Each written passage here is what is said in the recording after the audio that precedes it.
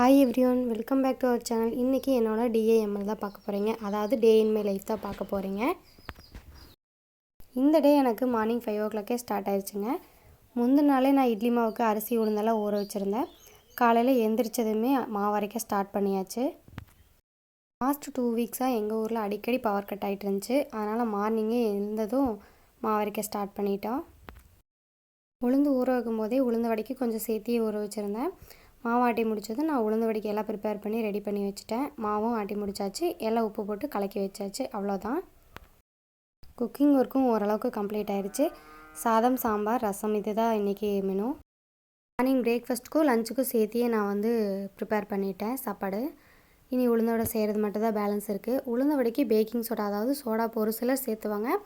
நான் சோடாப்பு எப்போவுமே யூஸ் பண்ண மாட்டேன். வடைக்கு தேவையான அளவு உப்பு, மிளகு, சீரகம், பச்சை மிளகாய், வெங்காயம் குட்டியாக நறுக்கினது, அதுக்கப்புறமா கொஞ்சமாக கொத்தமல்லி தழை இதெல்லாம் சேர்த்து நல்லா கலந்து விட்டுட்டு வடை செய்ய ஸ்டார்ட் பண்ணிடலாம்.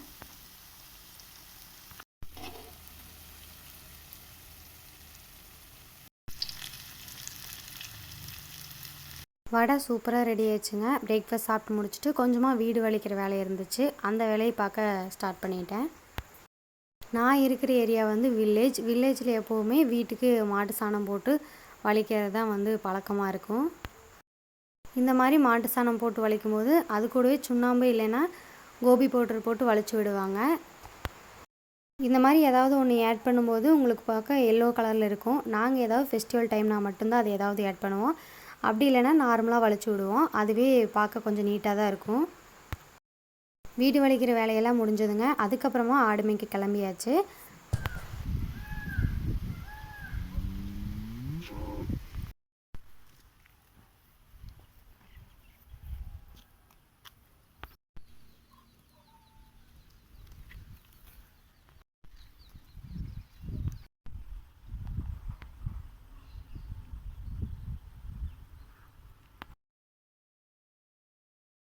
ஒரு 3 hours ஆடு மேய்ச்சிட்டு வீட்டுக்கு வந்ததுக்கப்புறமா அரப்பு காய வச்சுருந்தாங்க. அதை அரைச்சி ரெடி பண்ண ஆரம்பித்தாச்சு. எங்களோட ஏரியாவில் அரப்பு அதிகமாக கிடைக்குங்க. வாய்க்கால் சைடும் இருக்குது, பக்கத்தில் கொஞ்சம் காடெல்லாம் இருக்குது, அங்கேயும் நிறைய அரப்பு கிடைக்கும். அதெல்லாம் பொறிச்சிட்டு இந்த மாதிரி வெயிலில் காய வச்சுருக்கோம். அதை இனிமேல் அரைச்சி பவுடர் ஆக்க வேண்டிய வேலை தான். அரப்பு நாங்கள் பச்சையாக பொறிச்சிட்டு வரும்போது ஒரு சாக்கே பொறிச்சிட்டு வந்திருந்தோம். அது நல்லா காஞ்சதும் அரைச்சி அதை பவுட்ரு பண்ணி எடுத்துக்கிட்டேன். பவுட்ரு பண்ணதுக்கப்புறம் பார்த்திங்கன்னா இந்த மாதிரி தான் இருக்கும் அரப்பு. அது 1.5 கிலோ அளவு தான் எனக்கு வந்துச்சு. நான் கொண்டு வந்த அரப்பு கொழுந்து அரப்பு. முத்துன அரப்பு போட்டால் அந்தளவுக்கு நுர வராது, தலையில் இருக்கிற அழுக்கும் போகாது. அரப்பு சின்னவங்கலேருந்து பெரியவங்க வரைக்கும் யார் வேணால் யூஸ் பண்ணலாங்க. இது நாட்டு மருந்து கடையில் கிடைக்கும். அப்படி இல்லாதவங்க இன்ஸ்டாகிராமில் ஏதாவது பேஜ்லேருந்து பார்த்தீங்கன்னா கிடைக்கும், வாங்கிக்கலாம். அரப்பு நம்ம தலைக்கு யூஸ் பண்ணும்போது அதிகமாக தண்ணி இருக்கிற ஏரியாவில் தான் நம்ம வச்சு யூஸ் பண்ணணும்.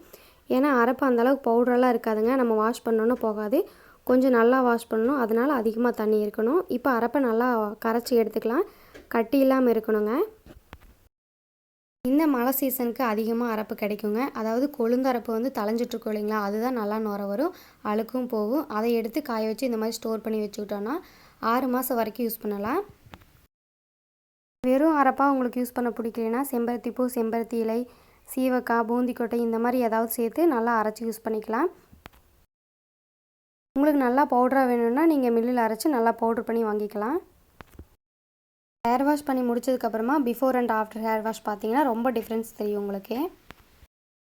நல்லா காயற வரைக்கும் கொஞ்சம் எண்ணெய் பசையாக தான் இருக்கிற மாதிரி தான் இருக்குங்க. ஆனால் காஞ்சதுக்கப்புறம் ரொம்ப சில்கியாக சாஃப்டாக இருக்கும். சீக்கிரமாக தூக்கம் வந்துடும், நல்லா கூலிங்காக இருக்கும்.